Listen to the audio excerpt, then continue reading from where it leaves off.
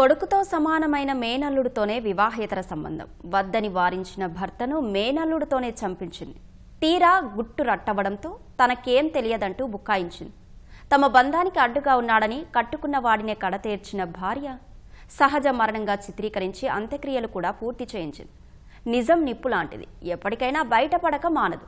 భార్య ప్రవర్తన గురించి తెలిసిన గ్రామస్తులు పోలీసులకు ఫిర్యాదు చేయడంతో అసలు బండారం బయటపడింది.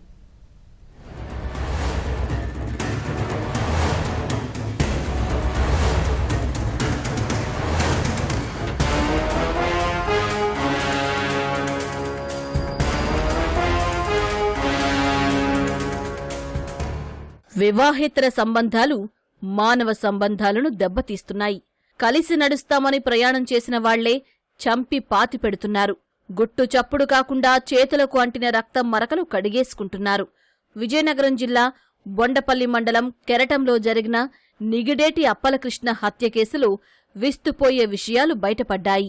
ఈమె మృతుడు అప్పలకృష్ణ భార్య. భర్త ఎలా చనిపోయాడో ఆమె మాటల్లోనే విందాం. బాత్రూమ్కి వెళ్తామని చెప్పి మా ఆయన తీసుకుని వెళ్ళిపోయాడు.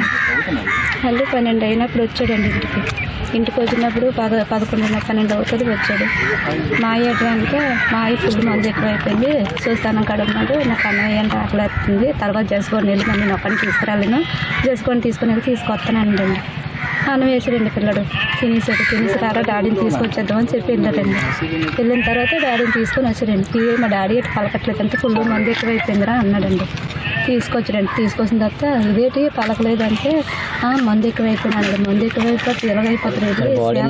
అదైతే చీమలు పట్టి అదే తాగేసి పడుకుంటే చీమలు పడితే సుగంతా ఆలకుండా సుగంత చెవులంతా చీమలు పట్టి చేయటంటే అప్పుడు చెప్పాడండి. గట్టిగా నోట్ చేస్తే నేను ఊరుకోను, మిమ్మల్ని కూడా చంపేసి వెళ్ళిపోతాను, మీ పిల్లలు నిన్ను కూడా చంపేస్తాను, అలా చేస్తాను ఎవరికి చెప్పినా, ఇప్పుడే కాదు ఉదయం కూడా ఎవరికి చెప్పద్దు, ఎవరు చెప్పి మిమ్మల్ని కూడా చంపేస్తాను, నేను ఆల్రెడీ గంజేస్తా ఆడు గంజే కాలు ఇస్తాడండి. ఎవరు ఇంజక్షన్లు వేసుకుంటాడు, ట్యాబ్లెట్స్ వేస్తాడు మొత్తం.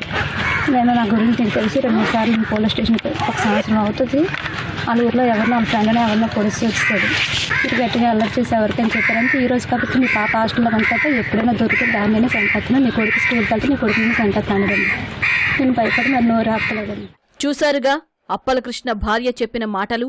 ఆ అమాయకత్వం, ఆ గొంతులో ఆర్ద్రత చూస్తే నిజమేనని నమ్ముతారు. పోలీసులు సైతం ఇదే నిజమని నమ్మేశారు. కాని ఆ అమాయకపు మాటల వెనక రాక్షసత్వం ఉందని తెలుసుకోవడానికి వారికి ఎంతో సమయం పట్టలేదు. మేనల్లుడితో వివాహేతర సంబంధం పెట్టుకోవడమే గాక ఏకంగా అతనితోనే భర్తను హత్య చేయించింది. పైగా ఇప్పుడు తనకేం తెలియదన్నట్లు నెపం మాత్రం మేనల్లుడిపైనే నెట్టేసింది. విజయనగరం జిల్లా బొండపల్లి మండలం కెరటంలో అప్పలకృష్ణ అనే వ్యక్తి చనిపోయాడు.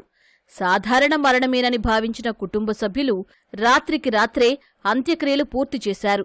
అయితే కృష్ణ భార్య వ్యవహార శైలిపై ముందు నుంచి అనుమానం ఉన్న గ్రామస్తులు పోలీసులకు ఫిర్యాదు చేశారు.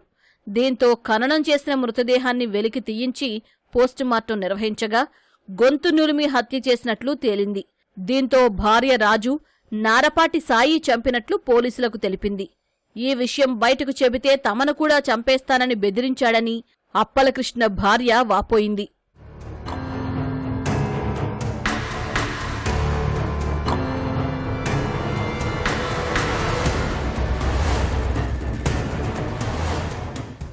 పోలీసుల దర్యాప్తులో మాత్రం అసలు విషయం వెలుగు చూసింది. కృష్ణ మేనల్లుడు సాయితో అప్పలకృష్ణ భార్యకు వివాహేతర సంబంధం ఉంది. ఈ విషయంపై కృష్ణ ఇరువురిని మందలించాడు. దీంతో కృష్ణ అడ్డు తొలగించుకోవాలని ఇద్దరూ పథకం వేశారు. మద్యం తాగేందుకు మేనమామను బయటకు తీసుకెళ్లిన సాయి గొంతు నులిమి చంపేశాడు. దీనికి తల్లి ప్రోద్బలంతో కృష్ణ కుమారుడు సైతం సహకరించినట్లు పోలీసులు వెల్లడించారు.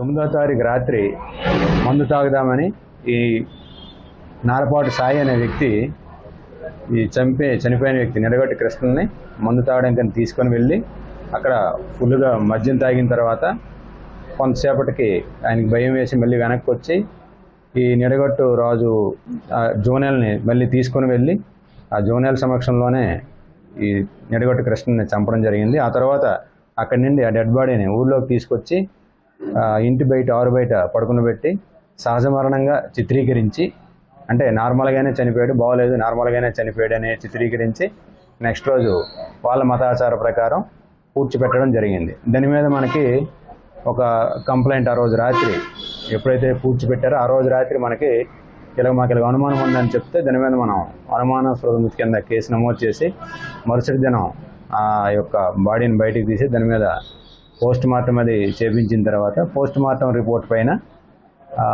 గొంతు నులిమి చంపినట్టు వచ్చిన దాని మీద మనం కేసు అనేది ఆల్టర్ చేసి అరెస్ట్ చేయడం జరిగింది. ప్రధానమైన కారణం ఈ నిడగట్టు కృష్ణ యొక్క భార్య నిడగట్టు రాజుకి, అదేవిధంగా ఈ చంపిన వ్యక్తి ఎవరైతే ఉన్న నారపాటి సాయికి ఉన్న అక్రమ సంబంధం. వివాహేతర బంధం కోసం పాకులాడి కట్టుకున్నవాడినే కడతీర్చిన ఈ ఇల్లాలు చివరికి జైలు పాలైంది. వావి వరసలు మరిచి అడ్డదారులు తొక్కిన ఆ యువకుడు సైతం హత్య కేసులో ఇరుక్కుని ఓచలు లెక్కిస్తున్నాడు. అభం శుభం తెలియని బాలుణ్ణి సైతం ఈ కేసులో తల్లి ఇరికించటం గమనార్హం.